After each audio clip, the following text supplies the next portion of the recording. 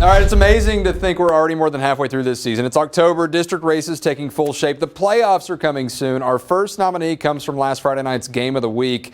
That was Marion taking on Jourdanton. And although the Bulldogs lost for the first time this season, they had this moment. Tanner Beakley into double coverage as Dominic Castellanos comes down with the ball. A beautiful pitch and catch from this dynamic duo. Did you shoot that?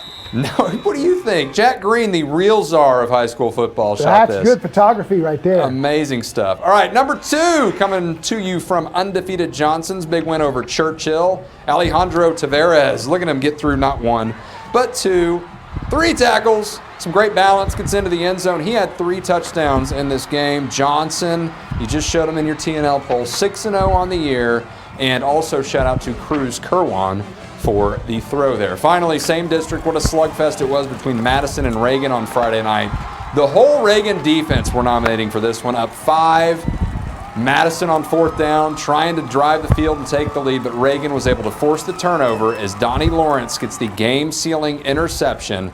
Reagan won 14-11, a really scrappy game, and the Rattlers stay perfect in 28-6A. So who should be our Play of the Week winner? That beautiful throw and catch from the Marion Bulldogs. Johnson's Tavarez was slipping through a couple tackles for one of his several scores on Friday night, or the Reagan defense standing tall to pick up that defensive win, or the district win. 1 week ago today, we watched the largest UTSA comeback in program history and the biggest win, erasing a 21-0 deficit to walk it off in Memphis with a field goal. They're 4-0 back in the Dome, and it was a tight one in front of 20,000 plus fans this evening, hosting 0-4 UNLV. Those running Rebels. That record doesn't reflect how good they are. They gave UTSA all they could handle. UTSA got on the board first with this Frank Harris dart to Josh Cephas. That made it 7-0. UNLV answered right back. They both traded field goals too, but the Roadrunners take the halftime lead as Sincere McCormick gets in, and they go up 17-10. Third quarter, what a play here. Frank Harris finds DeCorian Clark. Look at that grab.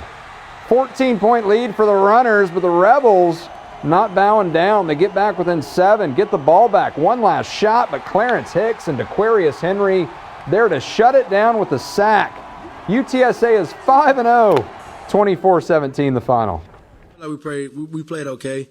Offensively, when we get down to the red zone, we got to go score those. And defensively, I don't really speak on defense, but, at the end, they held their own, so that's all that matters. What's crazy, we have a disappointed locker room right now because we didn't play up to our standard.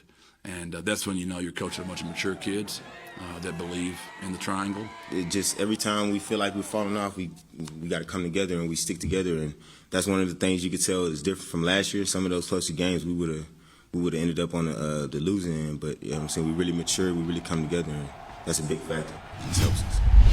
Zilker Park has been packed with people all weekend, and as weekend 1 of the festival is starting to wrap up, we're taking a closer look at how well the ACL health policies are being followed. Festival goers say the data released on Saturday doesn't add up. ACL Fest is back in action. Music fans finally getting to see their favorite artist in person after a year off. Doja Cat? Yeah, she was pretty fire. After a year away from the festival, Mateo Alcazar and his roommate Chris Hisapis are happy to be back, even if that means COVID protocols are in place. I think I felt pretty safe so far, since it's such a big area and there's we're outdoors. To get everyone back together, ACL had to have a safety plan approved by Austin Public Health. The protocols require everyone attending the festival to show proof of vaccination or a negative COVID-19 test within 72 hours of entering the festival. It was a little kind of easy, I would say. They quickly looked at your vaccine card, but I don't know, it wasn't super thorough. ACL reported on Saturday that 14% of festival goers showed a negative COVID test, 86% showed proof of vaccination, and less than 1% were turned away for not having health documents. But many people who commented on the Facebook post say they don't understand where this data is coming from because the documents were flashed so quickly and not notated. I think it was a step up from nothing, but I'd like to see more personally. Masks are also required in areas of Zilker Park where it is difficult to maintain social distancing, including in entrance lines in areas closest to the stages. But many music fans still went maskless. I don't think they did enough because you can obviously see if you just look around, not many people are wearing masks. We heard many chants today, "My body, my choice." We saw women and men standing together against SB 8. Activists said that they're in support of Roe v. Wade and don't want to see any other abortion bans put in place. Abortion is healthcare! Chants could be heard throughout the south lawn of the Texas Capitol Saturday as hundreds of pro-choice marchers took to the Pink Dome to protest the new Texas abortion law. We are not stopping. We are not giving up, no matter how depleted, no matter how tired, no matter how weary we become. The restrictive law that went into effect on September 1st has people motivated more than ever to see the law reversed. Senate Bill 8 bans abortions after cardiac activity is detected, which usually is at 6 weeks. It also allows a citizen to sue someone for $10,000 if they help someone get an abortion. I really hope that what comes out of this is that people realize that it's not just 1 or 2 or 3 people that are upset. It's not just Gen Z or millennials. It's a wide variety of people. My body, my choice. Many say the law is in violation of Roe v. Wade, which gives a pregnant woman the choice to have an abortion without government restriction. When signing SB 8, Governor Greg Abbott said it ensures the life of every unborn child who has a heartbeat. Brandy Fox is the mother of 3 daughters who this will have an impact on in the future. We're here to put up our fight.